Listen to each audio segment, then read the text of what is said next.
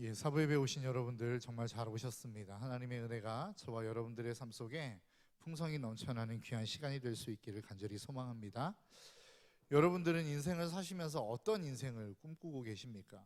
여러분들은 어떤 인생을 살아가기를 원하고 계십니까? 각자마다 삶의 방식이 다르고 생각이 다르고 가치관이 다르기 때문에 나는 이런 인생이 좋은 인생이야 라고 하는 그 모습들은 각각 다를 수 있겠지만, 그러나 추구하는 것은 거의 비슷하지 않을까라고 하는 생각을 해봅니다. 그 삶은 바로 나는 별로 일하지 않아도 먹고 살만하고 내가 원하는 일들을 하며 살 수 있는 삶, 이런 삶들을 보통 대부분이 꿈꾸지 않나라고 하는 생각을 해봅니다. 주중에 인터넷을 이렇게 검색하다가 한 글을 읽게 되었습니다. 그 글은 무엇이었냐면 남편을 둔 한 아내가 고민의 글을 올린 것입니다. 어떤 고민이냐면 남편이 아무것도 하지 않는다는 겁니다. 그래서 자꾸만 집에 앉아서 컴퓨터 게임만 하고 앉아 있는데 그게 좀 보기가 좋지 않다라는 겁니다. 그러면 남편은 뭐 그냥 아무런 수입도 없이 그냥 그렇게 무작정 게임만 하는 거냐? 그렇지 않더라는 것이죠. 부모님께서 물려주신 건물이 있었나 봅니다. 그래서 그 건물에서 한 달 세가 나오는 게 한 970만 원 정도가 된답니다. 그래서 일을 하지 않아도 그냥 먹고 살 수 있을 정도로 삶을 살아가고 있었다는 거죠. 근데 아내가 보기에는 별로 생산적인 일을 하지 않는 겁니다. 그래서 계속해서 권면을 했답니다. 자전거를 타러 가자고도 이야기해보고, 나가는 게 귀찮으면 집에서 실내에서라도 좀 타라고, 실내에서 타는 자전거도 사주고. 근데 안 하더라는 거예요. 그래서 그러면 그거 말고 책이라도 좀 한번 읽어보자, 하루에 30장만이라도 좀 책을 한 번씩 읽어보자 했는데 그것도 싫다는 겁니다. 모든 거 다 귀찮고 그냥 집에서 컴퓨터 게임만 하고 있는 남편이 좀 힘들었다. 그래서 잔소리를 하다 보니까 그 남편이 그렇게 이야기를 하더랍니다. 내가 직장, 부모님께 이 건물 드리고 직장 나가서 200, 300 벌어오면 좋겠어. 나는 가장의 역할을 충분히 하고 있는 거야 라고 이야기를 하고 있었다는 거죠. 그러면서 이 일들을 어떻게 해야 될지 모르겠습니다 라고 하는 글을 남겼습니다. 그 글에 대해서 많은 댓글들이 달리기 시작했습니다. 야, 정말로 아내가 답답하겠다. 뭐 그냥 포기하고 살아라. 뭐 이러한 남편에 대해서 좋지 않는 글들을 남기는 사람들도 있었는가 하면 남편을 좀 옹호하는 글들이 있었습니다.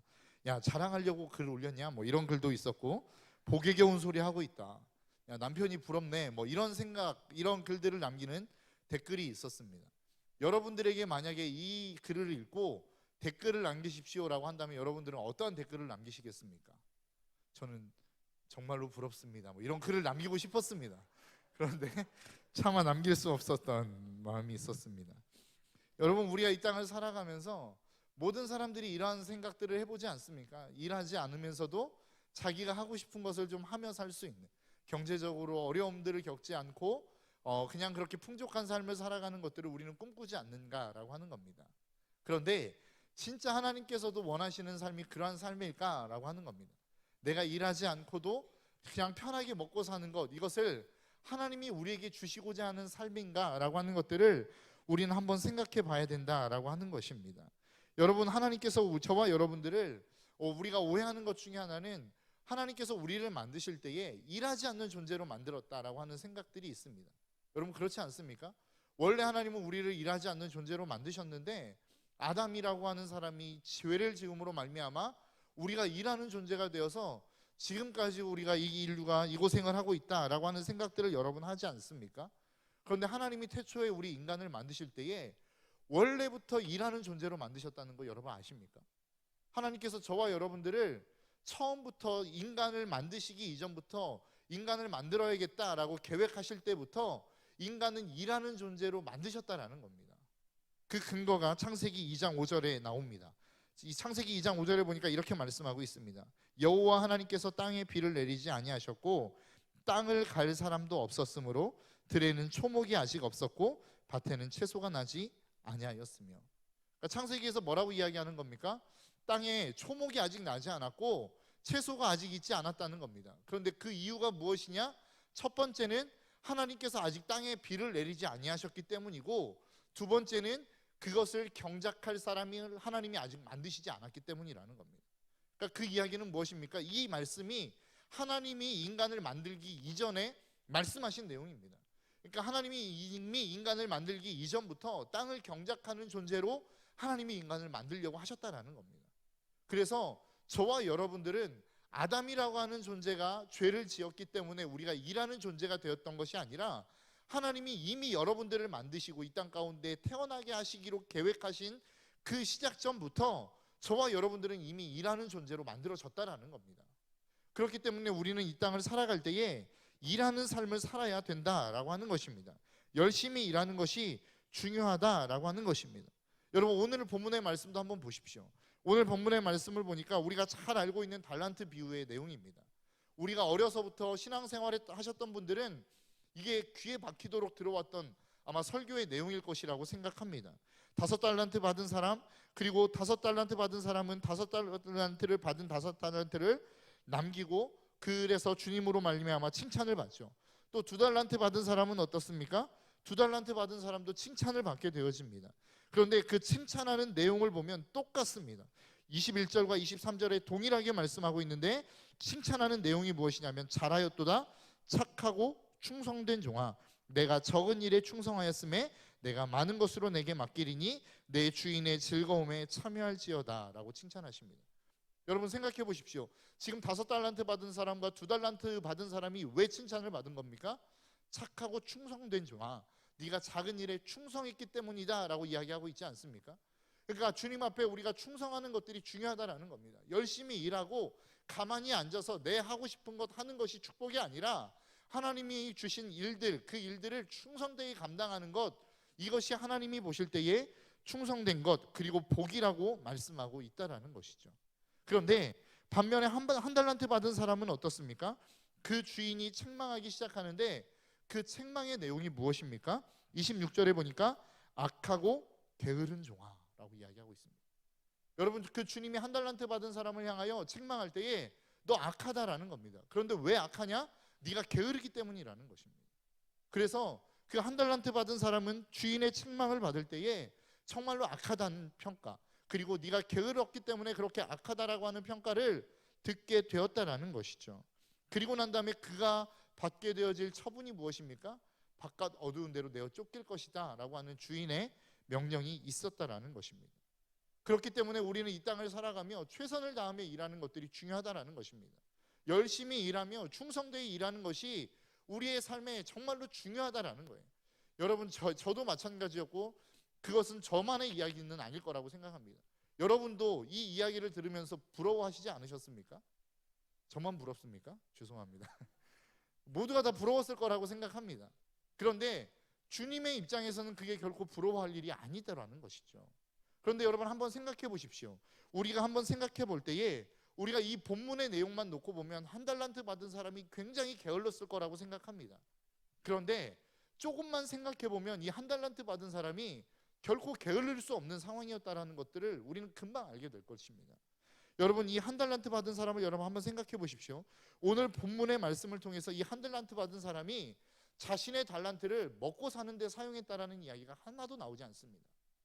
다른 말로 이야기하면 이 1달란트를 자기의 먹고 사는 데 사용하지 않았다는 겁니다. 그러면 이 1달란트 받은 사람은 주인이 떠나고 다시 돌아오기까지 자기가 먹고 살 문제는 자기가 책임졌다는 겁니다. 그런데 이 사회에 놓고 보면 이 사람의 신분, 1달란트 받은 사람의 신분이 무엇입니까? 종입니다. 그렇기 때문에 어느 누구 하나 공짜로 이 사람에게 의식주를 제공해 줄 사람은 아무도 없었다는 거예요. 이 당시에 있어서 종이라고 하는 신분은 사람 취급을 받지 못하는 사람이었습니다. 그렇기 때문에 누군가가 그 사람에게 가서 너 주인을 잃었니? 그러면 내가 너에게 먹을 것 줄게, 마실 것 줄게, 입을 것 줄게, 잘 곳 내가 제공해 줄게, 이런 사람 하나도 없었다는 거예요. 그리고 그 사회 자체가 굉장히 폐쇄적인 사회였기 때문에 누구 하나 혈연과 지연 관계에 엮인 사람 아니고는 쉽게 신뢰를 줄 수 있는 사회가 아니었다는 겁니다.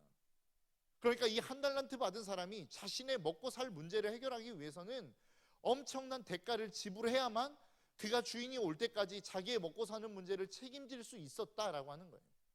그러니까 우리가 생각하는 만큼 이 1달란트 받은 사람이 먹고 놀고 그러는 삶을 살지 않았다라는 것입니다.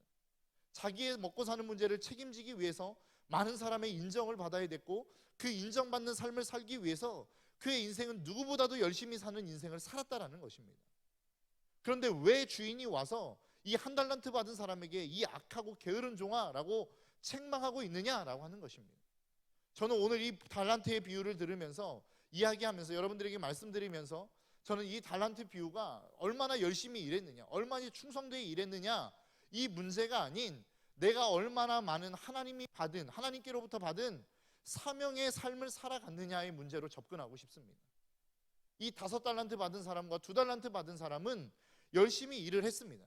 그런데 그 열심히 일을 한 그 내용을 보면 무엇을 가지고 일을 했냐면 받은 5달란트를 가지고 가서 장사를 했다라고 이야기를 합니다. 2달란트 받은 사람은 어떻습니까? 그 2달란트, 받은 2달란트를 가지고 가서 그 2달란트를 가지고 장사해서 이윤을 남긴 것입니다. 그 이야기는 무엇입니까? 그 삶 가운데 허락한 그 달란트를 가지고 살았다는 것입니다. 자기의 먹고 사는 문제에 치중해서 살아갔던 것이 아니라 정말로 하나님께서 맡겨주신 그 달란트를 잘 활용해서 삶을 살아갔던 삶이 2달란트 받은 사람과 5달란트 받은 사람의 삶이었다라는 것이죠. 여러분, 우리가 생각해 봐야 되는 것은 내가 열심히만 살면 하나님의 칭찬을 받을 수 있는 것인가 라고 하는 것입니다. 내가 최선을 다하는 삶을 살기만 하면 하나님으로 하여금 칭찬을 받을 수 있는 인생인가, 우리는 고민해 봐야 된다는 것입니다. 오늘 성경의 해답은 무엇입니까? 그렇지 않다라는 것입니다. 우리가 최선을 다하고 열심히 살았다 할지라도 주님에게 책망을 받을 수 있다라는 것입니다. 왜요? 내가 먹고 사는 문제에 매달려서 하나님의 사명을 내팽개친 인생, 그 인생은 주님 앞에 가서 결코 칭찬받을 수 없는 인생이라는 것입니다. 여러분, 우리가 무엇을 위해서 살아야 됩니까? 어떤 것을 붙들고 살아가야 됩니까? 바로 사명을 붙들고 살아가야 되는 것입니다. 여러분들에게 맡겨주신 주님의 사명이 분명히 있을 거라고요. 그런데 그 사명을 따라 지금 살아가고 계십니까? 아니면 내가 먹고 사는 문제에 정말로 그렇게 갇혀서 그 먹고 사는 문제만을 가지고 살아가고 있는 우리의 삶은 아닌지 우리 스스로를 되돌아봐야 된다는 것이죠. 제가 말씀드린 것처럼 1달란트 받은 사람도 그의 인생에 먹고 사는 문제를 해결하기 위해서 최선을 다했을 것입니다. 어찌 보면 주인이 와서 책망하는 그 책망을 들으면서 억울했을 수도 있습니다. 주님, 저는 누구보다 열심히 살았는데요. 주님, 저는 누구보다도 먹고 살기 위해서, 죽지 않기 위해서 최선의 삶을 살았는데요 라고 이렇게 항변할 수 있을지 모르겠습니다. 그런데 주님에게 있어서 주님의 마지막 오실 그때의 계산하는 계산법이 무엇인지 아십니까? 네가 얼마나 열심히 살았느냐, 네가 먹고 살기 위해 얼마나 최선을 다하였느냐, 이것은 주님의 계산 안에 없는 것입니다. 주님의 계산 안에 남는 것은 무엇입니까? 사명에 관한 것만 남더라는 것이죠. 그래서 우리가 이 땅을 살아가면서 정말로 힘써 지키며 우리가 힘써 살아가야 될 것은 사명의 영역이라는 것입니다. 여러분 안에 이 사명이 있으십니까? 여러분들 안에 이 하나님이 주신 사명의 말씀이 있는가라고 하는 것입니다. 우리가 이것들을 놓치고 살아가면 주님 다시 오시는 그날에 우리가 하나님 앞에서 책망받을 인생이 될 수도 있다라는 사실을 우리는 잊지 않고 살아가야 된다라고 하는 것입니다. 여러분, 우리가 얼마나 치열하게 이 땅을 살아가고 계십니까? 여러분, 이 자리에 계시는 분들 가운데에도 저는 여러분들의 인생을 허투루 사는 분들 없다라고 생각합니다. 정말로 치열하게 살고 있고 여러분들의 인생에 먹고 사는 문제, 아니면 자녀들의 문제, 여러분들의 삶에 주어진 그 수많은 문제들을 해결하기 위해서 치열하게 사시는 분들이라고 여러분, 저는 생각합니다. 그런데 그것이 주님과 얼마나 관계되어져 있는 삶으로 연결되어져 있는가라고 하는 것이에요. 내 먹고 사는 문제가, 그리고 내가 지금 이 자리, 이 삶의 모습 속에 내 직장 생활이, 내 학교 생활이, 그리고 내 가정 생활이 얼마나 주님과 연결되어 있는 삶을 살아가고 있는가라고 하는 것입니다. 얼마나 주님의 사명을 연결해 살아가고 있는 삶을 살아가고 있는가라고 하는 거예요. 내가 열심히는 살았는데 주님과는 별로 상관없는 것 같아요. 내가 최선을 다한 삶을 살기는 살았는데 그것과 주님과 연결시키려면 그 연결점이 무엇인지 잘 모르겠어요 라고 하는 분들은 주님 다시 오시는 그날에 책망받을 수 있는 여지를 우리는 남기고 살아가고 있다는 것입니다. 여러분, 우리에게 있어서 중요한 것은 사명입니다. 우리에게 있어서 중요한 것은 주님이 우리에게 맡기신 사명을 따라 살아가는 것이라고요. 내가 얼마나 좋은 것들을 이루었고 내가 얼마나 많은 것들을 가졌느냐, 이것이 우리에게 중요한 것이 아니라고요. 중요할 수 있습니다. 그러나 주님 앞에 나아갔을 때 셈하는 그 셈법에 의해서 우리가 얼마나 많은 주님 앞에 남길 것들이 있는가라고 하는 것들을 우리는 스스로에게 질문하며 살아갈 수 있어야 된다라고 하는 것입니다. 그래서 우리가 날마다 지키며 우리가 날마다 그 주님 앞에 나아가야 되는 것, 그리고 점검해 봐야 되는 것, 내가 정말로 이 삶의 자리에서 살아가는 이 열심, 내가 땀 흘리고 살아가는 이 땀의 열매가 내가 주님과 주님이 나에게 맡겨주신 그 사명과 얼마나 많은 관련이 있는지를 우리는 날마다 점검하며 살아갈 수 있어야 된다는 것입니다. 그런데 여러분 한번 생각해 보십시오. 왜 우리가 이 사명대로 살아갈 수 없는가라고 하는 것입니다. 우리가 사명대로 살아야 된다는 것은 다 알고 있지 않습니까? 그런데 왜 우리가 이 사명과 연결되어지는 삶을 살아가기가 어려운가라고 하는 거예요. 저는 젊었을 때 그런 생각을 해봤습니다. 내가 주님의 말씀대로 다 지키며 살아가면 과연 이게 누구에게 좋은 일일까? 여러분들 그런 생각 안 해보십니까? 내가 이 교회 안에서 최선을 다해서 헌신하고 그리고 봉사도 하고 헌금도 하고 이렇게 열심히 삶을 살아가는데 이렇게 충성을 다해서 봉사하면 이거 누구 좋은 일을 시키는 것인가? 이런 고민 안 해보셨습니까? 저는 그런 고민 되게 많이 해봤거든요. 이거 충성은 내가 했는데 모든 유익은 다 주님이 보는 거 아닙니까? 주님 이거 불공평한 것 같습니다. 주님 저를 정말로 어떠한 하나의 도구로 막 사용하다가 그 우리가 보통 하는 이야기 있지 않습니까? 재주는 곰이 넘고 돈은 딴 놈이 가져간다 뭐 이런 이야기 하지 않습니까? 제가 주님을 생각할 때 느꼈던 감정이 그런 거였습니다. 주님 최선을 다해서 충성은 제가 했는데 왜 모든 유익은 다 주님이 보시는 겁니까? 이거 너무 불공평한 거 아닙니까? 이런 생각을 제가 했다고요. 그런데 이 동일한 생각을 지금 누가 하고 있느냐? 한 달란트 받은 사람이 하고 있더라는 것입니다. 여러분 오늘 본문의 말씀을 보십시오. 24절에 보니까 이렇게 이야기합니다. 한 달란트 받았던 자는 와서 이르되 주인이여 당신은 굳은 사람이라 심지 않은 데서 거두고 해치지 않은 데서 모으는 줄을 내가 알았으므로 두려워하여 가서 당신의 달란트를 땅에 감추어 뒀나이다. 보소서 당신의 것을 가져가셨나이다. 지금 한 달란트 받은 사람이 이야기하는 이 이야기가 뭡니까? 쉽게 얘기하면 당신 그냥 꽁으로 먹으려고 했으니까 나는 그렇게 하지 못하겠다는 거예요. 그러니까 내가 당신에게 받은 것 고스란히 돌려줬으니까 이제 됐죠. 이제 나에게 더 이상 다른 이야기 하지 마세요. 이야기하는 거하고 똑같다고요. 제가 생각했던 그 생각이 한 달란트 받은 사람의 생각과 동일하다는 겁니다. 주님 내가 이렇게 열심히 해봐야 내가 남 좋은 일 시키는 거고 주님 좋은 일을 시키는 건데 내가 뭐하러 이렇게 최선을 다해서 힘들게 일해야 됩니까? 이게 지금 한 달란트 받은 사람의 항변이었다는 겁니다. 여러분 우리가 그런 생각 가지고 있지 않습니까?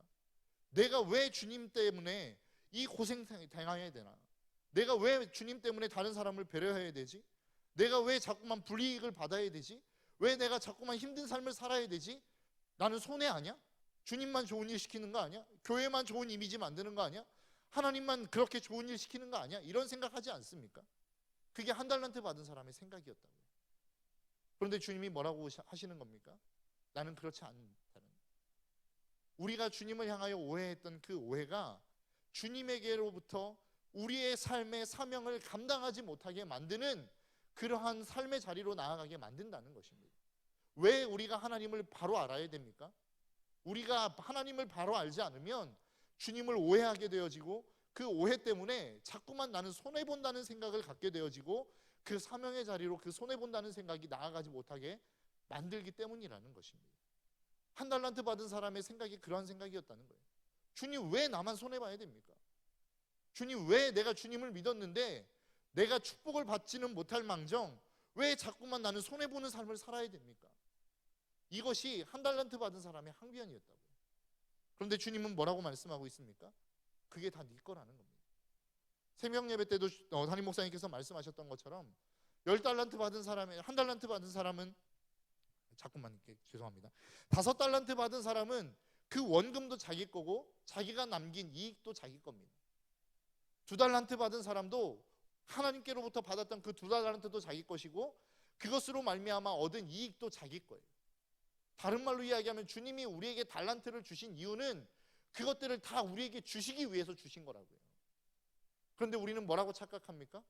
왜 하나님만 이익을 남기고 왜 주님만 좋은 일을 해야 됩니까? 우리는 늘 우리의 삶 속에서 이런 생각들을 가지고 있다는 거예요. 그런데 우리가 한번 생각해 봐야 되는 것은 열매를 남기기가 결코 쉽지 않더라는 겁니다. 우리가 고민하는 것은 무엇입니까? 내가 5달란트를 가지고 가서 열심히 장사하면 진짜 5달란트를 남길 수 있을까? 이러한 고민 아닙니까? 내가 2달란트를 가지고 나아가서 장사하면 내가 진짜 2달란트를 남길 수 있을까? 이러한 고민 아니냐고요. 그런데 주님의 셈법은 다르다고 말씀드렸죠. 어떤 셈법입니까? 우리가 그 주님을 향하여 사명의 길을 가면 그 사명의 길을 간 그 순종의 모습 자체가 이미 달란트를 남기는 것과 같다라는 것입니다. 여러분, 우리나라의 최초의 순교자였던 토마스 선교사님이 있습니다. 그 토마스 선교사님이 원래는 런던에 살면서 어떤 나라를 꿈꿨냐면 중국의 선교를 꿈을 꾸고 이 땅 가운데 중국 가운데로 갔습니다. 그런데 그곳에서 아이를 유산하면서 죽게 되어지고, 그리고 난 다음에 하나님을 향한 분노의 마음을 갖기 시작합니다. 그러니까 선교 한번 제대로 하지 못하고 중국 땅에서 하나님을 향한 분노의 생각만 갖게 되었어요. 그러다가 우연치 않게 조선의 사람을 만나게 되어집니다. 그리고 다시 한번 하나님이 부어주시는 그 조선 땅을 향한 마음을 가지고 선교하기로 결심합니다. 그리고 2년 동안 열심히 한국어를 배우고 조선 땅에 제너럴 셔먼호를 타고 왔어요. 그런데 문제는 뭐예요? 그 땅 가운데 복음 한번 전해보지 못하고 순교를 당해버렸습니다. 이 땅 가운데 땅에 나와서 그 다른 땅을 밟아보지도 못하고 그냥 대동강변에서 죽었다고요. 그러면 우리가 생각하기에는 어떤 생각을 갖습니까? 아니 뭐 열매도 하나도 없네. 도대체 뭐 한 거야? 그냥 죽으려고 하나님이 보냈나? 라고 생각하지만 하나님이 그 인생 가운데 그 인생의 사명을 감당하지 못했다라고 하나님이 말씀하실까요? 저는 그렇다라고 생각하지 않습니다. 하나님이 그 누구보다도 더 많은 열매로, 더 많은 사명의 달란트로, 보상으로 하나님이 그 토마스 선교사님들을 채워주시지 않을까라고 하는 생각을 해봅니다. 그 이야기는 무엇입니까? 여러분, 우리가 사명을 가지고 나아갈 때에 그 나아가는 순종의 발걸음 자체가 이미 열매라고요. 내가 얼마나 이 순종을 통하여 많은 열매를 거둘 수 있을까 없을까는 우리가 고민할 게 아니라는 겁니다. 우리의 영역이 아니라는 거예요. 자꾸만 우리는 그 열매를 보고 두려워해서 내가 이것을 남기지 못하면 어떻게 하지? 내가 이 사명의 발걸음을 가서 아무런 효과도 아무런 결과물도 얻지 못하면 어떻게 하지? 이 두려움 때문에 우리는 발걸음을 떼지 못하는 삶을 살아가고 있는 거 아닙니까? 그런데 주님의 셈법은 뭐라고요? 그냥 우리가 순종의 발걸음을 내딛는 그 순간 자체가 이미 너는 달란트를 남겼다는 겁니다. 이미 너는 그 달란트를 남겼고 그 달란트를 내가 너에게 줄 것이다 라고 하나님이 우리에게 말씀하고 있는 거라고요. 여러분 안에 두려움이 있으십니까? 내가 두려움, 그 달란트를 받고 그 달란트를 허비할까라고 하는 두려움이 여러분의 마음 가운데 있으십니까? 그런데 오늘 본문의 내용을 보면 달란트를 사용한 사람이 한 번도 그 달란트를 남겨보지 못한 사람은 아무도 없었습니다. 최선을 다하든 최선을 다하지 않든 그냥 놀고 먹든 상관없이 달란트는 무조건 다른 이익을 남기게 되어 있다고요. 주인이 와서 책망하는 내용이 무엇입니까? 한 달란트 받은 사람을 책망하는 내용이 뭐예요? 야, 너 그렇게 일하기 싫었느냐? 너 그렇게 귀찮았어? 그러면 그냥 돈놀이 하는 사람에게 그 돈을 맡겼으면 이자라도 얻을 거 아니냐.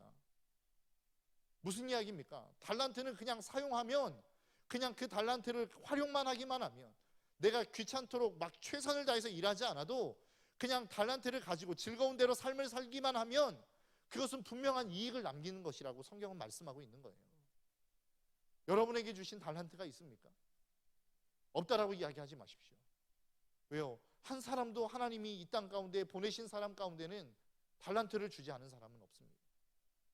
그냥 우리가 발견하지 못했고 우리가 먹고 사는 문제에 갇혀 살았기에 그것들이 무엇인지 깨닫지 못할 뿐이지 하나님은 그 어떤 누구에게도 달란트를 주지 않는 사람이 없다라는 겁니다. 우리가 그 달란트를 가지고 살아가기 시작할 때 하나님은 분명하게 우리에게 남기는 역사, 다른 열매들을 보게 하실 거라고 하는 그 하나님의 놀라운 축복의 말씀이 이 달란트 비유에 숨겨 있는 거라고요. 여러분 지금 이 달란트를 가지고 살아가고 계십니까? 아니면 여러분 먹고 사는 문제, 청년들 같은 경우에는 취업의 문제, 정말로 내가 어떻게 살아가야 될지 여러분들의 미래에 여러분들의 모든 것들을 다 투자하며 하나님의 사명을 잃어버리고 살아가고 계십니까? 어른들 같은 경우에는 여러분들의 직장 생활 때문에 아니면 자녀들을 키우는 문제 때문에 아니면 세상의 어떤 다른 것들 때문에 여러분 하나님의 사명이 무엇인지조차 한 번도 고민해 보지 못하고 그냥 그 일들에 파묻혀 살아가고 계십니까? 그 자리 속에서 여러분 우리의 사명이 무엇인지를 다시 한번 고민해 보셔야 됩니다. 제가 이 자리에서 여러분들에게 드리고 싶은 말씀은 여러분들의 그 모든 일들을 지금 내팽개쳐 쳐놓고 다 뭐 봉사하는 일만 해야 된다, 이 말씀을 드리는 게 아니에요. 지금 여러분들이 하나님께서 심겨주신 그 사명의 자리, 가정의 자리에서, 직장의 자리에서, 학교의 자리에서 나는 도대체 하나님을 위해서 어떤 일을 할 수 있을까를 고민하라는 거예요. 여러분들을 그 자리 가운데로 보내셨다라고 하는 것은 이미 여러분들의 그 삶의 자리가 사명의 자리인 겁니다. 자녀를 키우는 것이 사명이고, 직장 생활하는 것이 사명이고, 여러분들의 학업을 감당하는 것이 사명이라고요. 그럼 그 사명의 자리에서 내가 그냥 아이만 잘 키우면 되느냐, 내가 이 아이를 키워서 하나님의 영광을 위해서 어떻게 사용되어질 것인가를 고민하시라는 거예요. 내가 이 자녀를 어떻게 교육하고 어떻게 양육해야 이 자녀들이 하나님의 은혜, 영광을 나타낼 수 있는 사명의 삶을 살아갈 수 있을 것인가를 고민하라는 거예요. 청년들 같은 경우 내가 직장생활 정말로 먹고 살기 위해서 그냥 마지못해 하는 직장생활이 되지 않도록 내가 이 직장생활 속에서 어떻게 하나님의 사명을 이룰 수 있을까를 고민하시라는 거예요. 여러분들의 학업을 감당하며 내가 이 학업을 통해서 어떻게 하나님의 영광을 나타낼 수 있을지를 고민하시라는 거예요. 그냥 되는 대로 힘들고 어렵는데도 먹고 살기 위해서 그냥 살아가는 그러한 삶이 되지 마시고, 내가 이 삶을 통해서 하나님의 사명과 이 삶을 어떻게 연관시킬 수 있을 것인가를 고민하시라고요. 그것이 그리스도인의 삶이고, 그것이 저와 여러분들에게 하나님이 요구하시는 삶이라는 것입니다. 지금 살고 있는 모든 삶을 다 내팽개치고 모두 다 선교사로 나가야 됩니다, 이 이야기를 하고 있는 게 아니라고요. 내가 살고 있는 이 삶의 자리에서, 내가 살아가고 있는 이 삶의 모습 속에서 나는 어떻게 해야만 하나님의 영광을 나타낼 수 있을 것인가를 고민하는 우리 청년들 될 수 있기를 간절히 소망합니다. 그리고 우리의 모든 신덕교회 성도님들 될 수 있기를 간절히 소망합니다. 여러분, 하나님은 저와 여러분들을 사명의 자리로 불렀어요. 그냥 한 사람 잘 먹고 잘 사는, 그냥 입에 풀칠할 정도의 삶을 살아가도록 저와 여러분들을 부르시지 않았다고요. 더 큰 하나님의 계획이 있고 더 큰 하나님의 소망이 있는 겁니다. 그렇다면 그것이 무엇인지, 그리고 내가 지금 살아가고 있는 이 삶의 자리에서 그 하나님의 계획을 어떻게 나타낼 수 있을지를 우리는 고민해야 되지 않겠습니까? 그냥 그저 그렇게 많은 사람들이 하는 얘기, 죽지 못해 살아요. 이 이야기는 절대 그리스도인의 입에서 나와서는 안 되는 이야기예요. 여러분, 하나님의 사명이 있는데 왜 죽지 못해 삽니까? 하나님이 여러분들을 통하여 이루시고자 하는 일들이 있는데 왜 죽지 못해 살아요? 하나님이 그리스도인에게 이러한 삶을 요구하시는 게 아니라고요. 여러분들의 인생 속에 내가 정말로 이 자리에서 할 수 있는 것이 무엇인지를 고민하십시오. 내가 무엇을 통해서 이 자리에서 하나님께 영광을 돌릴 수 있을지를 고민하시라고요. 놀고 있는 분은 놀고 있는 대로, 자녀들을 키우시는 분들은 자녀들을 키우시는 대로, 취업을 준비하시는 분들은 취업을 준비하시는 대로, 직장 생활하시는 분들은 직장 생활하시는 대로 그 여러분들의 삶의 자리에서 내가 어떻게 하나님의 영광을 나타낼 수 있을 것인가, 이것을 고민하며 살아가는 우리 모든 신덕교회 성도님들 될 수 있기를 간절히 소망합니다. 이 삶이 우리의 삶 가운데 이루어지고 이것이 우리의 삶 속에서 깨달아지기 시작할 때 여러분, 우리의 삶은 강력한 삶을 살아갈 수 있는 거예요. 사명이 없기 때문에, 내가 왜 이 삶에서 어떻게 하나님의 영광을 나타낼 수 있을지를 고민하지 않기 때문에, 하나님이 무엇인가 큰 것을 열어주시지 않았다라고 생각하기 때문에 우리는 우리의 삶의 자리에서 적당하게 죄와 타협하고 편안한 것 타협하고 그냥 내가 원하는 것들과 타협하는 삶을 우리는 살아가고 있는 것입니다. 여러분, 우리 안에 그 사명을 다시 한번 생각하며 고민하며 그것들을 우리의 마음속에 재정립하며 나아가는 저와 여러분들의 삶이 될 수 있기를 주님의 이름으로 축복합니다. 그렇게 나아갈 때에 저와 여러분들을 통해 하나님이 이 땅 가운데 놀라운 일들을 이루어 가실 줄 믿습니다.